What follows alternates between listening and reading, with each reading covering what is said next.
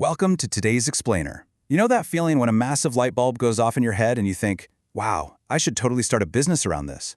Well, if you've ever had that moment, you are in exactly the right place. Today, we're unpacking a really brilliant framework by Dr. Gothanda Moorthy.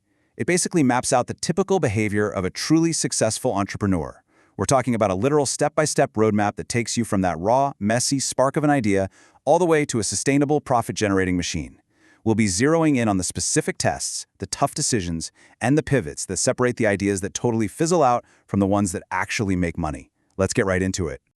Okay, let's dive into this framework. It maps the entire journey. You start right at the top, where you just have a raw idea, and you cascade all the way down to the ultimate goal, delivering for a fee. But what makes Dr. Moorthy's approach so incredibly powerful is that it's not just a basic to-do list. Not at all. It's actually a series of behavioral checkpoints.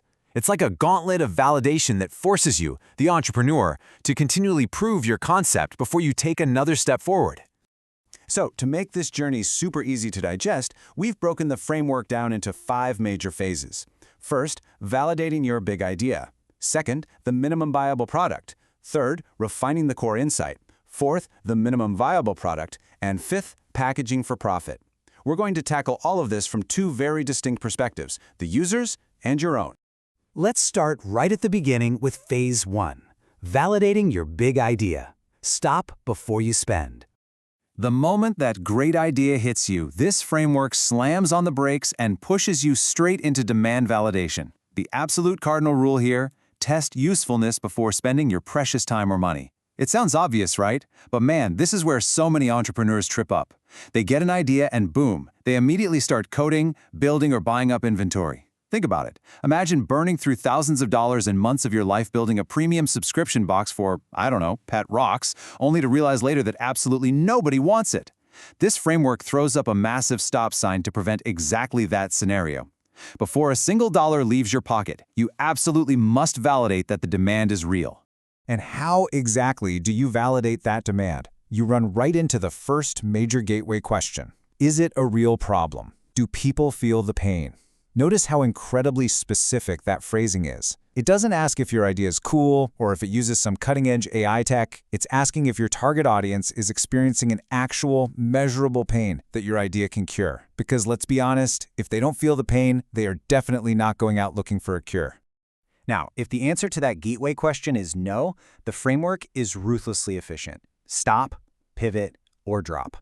It might sound harsh, but honestly, it's one of the most valuable behaviors of a successful entrepreneur. Realizing early on that people just don't care, that saves you from pouring your life savings down the drain.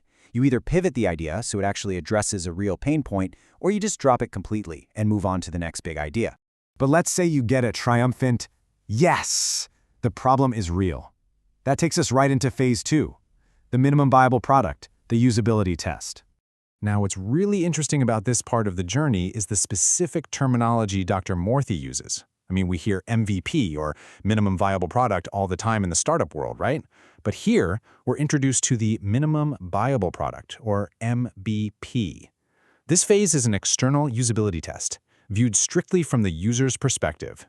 Your one and only goal right now is to answer this. Can the user actually use the thing? And more importantly, do they feel immediate relief from that pain we just identified? Which brings us to the next massive decision node. Does it solve the problem to the satisfaction of the buyer? Notice that laser focus again. We are not worrying about profit margins yet. We are definitely not stressing over supply chains. We are exclusively focused on buyer satisfaction. If you hand them your minimum viable product, does the headache go away? If the answer is no, don't panic. A no right here does not mean you have to scrap the whole thing. Because remember, you already proved the underlying problem is real. Instead, you head into a specific rework zone. Rework your MVP. You basically enter a feedback loop. You go back, tweak the usability, and put it in front of the buyer again. And you stay in this rework zone until your product successfully delivers that sweet relief. Once you finally get that definitive yes from the buyer, you graduate to Phase 3, refining the core insight, the bridge to viability. I like to think of this as the great aha pivot point of your entire business model. The directive here is simple but powerful. Distilled the core insight. One problem, one solution. Look, during all that usability testing, you probably added some clunky features, tried out different angles, maybe made things a bit messy just to get that yes. Well now, actually, scratch that. Before you even try to build a legitimate business out of it, you have to strip away all that noise. You are forcing coherence, consolidate it down. One clear problem, one clear solution. And this marks a massive shift, really the central axis of the entire framework. Up until this consolidation point, everything was a usability test based entirely on the user's perspective. What do they want? What gives them relief? But once you distill that core insight, everything flips. You cross over into the deliverability test, which is entirely about your perspective as the entrepreneur.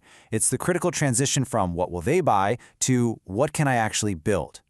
That brings us right into phase 4, the minimum viable product, the deliverability test. So the crucial point is how Dr. Moorthy actually defines the minimum viable product in this context. While your earlier viable product proved the market actually wanted the thing, your viable product proves that you can run it as a sustainable business. The test is completely operational now. Can you build and deliver it sustainably? Can you source the raw materials? Can you actually afford the server costs? Does the math make sense for you? Which leads us directly into the final major hurdle. You've figured out how to build it sustainably, but now you have to ask, will they buy it consistently at scale? I mean, sure, you might have handcrafted 10 units in your garage that gave buyers immediate relief, but can you manufacture 10,000 of them, keep the quality exactly the same, and consistently find buyers? If the answer is no, you hit another specific loop. Rework MVP. Again, you're absolutely not dropping the idea here. The problem is real, and the solution works. If you're failing here, it's an operational failure. You just need to roll up your sleeves and rework your supply chain, tweak your marketing, or fix your delivery mechanics until you can confidently say, yes, I can sell this at scale. When you finally crack that operational code, you enter phase 5, packaging for profit, crossing the finish line. This is where all those tests and pivots finally transform into a living, breathing business. But it comes with a brutally strict warning. Package only what solves the problem, nothing more. It is so incredibly easy to get excited at the finish line and just start throwing in bonus features or extra services or shiny little distractions. But a successful entrepreneur relies on the discipline they learned during the consolidation phase. You package the exact solution that passed the usability test and the deliverability test. Period. Avoid the bloat at all costs. Let's move to and see how this builds to our grand finale. Step 1 is that disciplined packaging we just talked about. Step 2 is the ultimate goal. Deliver for a fee. You are solving a real problem and you are earning from it. You've officially made it. But don't miss step 3. You enter a continuous feedback loop. Even when you're making money, you are constantly taking market feedback to distill and refine your core insight over and over again. It never really stops. This entire framework is an absolute masterpiece in avoiding entrepreneurial heartbreak.